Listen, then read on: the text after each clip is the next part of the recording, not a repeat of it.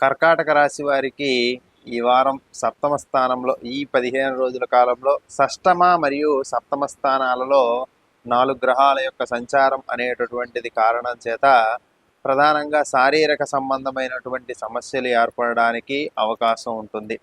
రవి భగవానుడు ప్రథమ వారంలో యోగిస్తూ మకర సంక్రమణ జరిగిన తరువాత నుండి, అలాగే కుజ భగవానుడు ఇతర బుధ శుక్ర గ్రహాలు కూడా ధనస్సులో ఉన్నంతకాలం యోగిస్తూ అక్కడి నుండి మకరానికి వచ్చేటప్పుడు శారీరకంగా కానీ మానసికంగా కానీ చికాకులు పెట్టడానికి అవకాశం అనేటటువంటిది ఉంటుంది.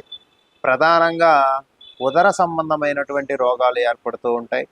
అంటే చిన్నపాటి కడుపు నొప్పి కానీ, గ్యాస్ ట్రబుల్ వంటి సమస్యలు ఏర్పడడం, కాలేయానికి సంబంధించినటువంటి సమస్యలు ఏర్పడడం జరగడానికి అవకాశం ఉంది. కాబట్టి ఆహారం అనేటటువంటిది ఎక్కువ మసాలా వంటి దినుసులతో కాకుండా సాత్వికమైనటువంటి ఆహారాన్ని భుజించడము, అది కూడా సమయపాలనగా ఆహారాన్ని తీసుకోవడం ద్వారా ఉదర సంబంధ సమస్యల నుండి కొంతవరకు బయటపడవచ్చు.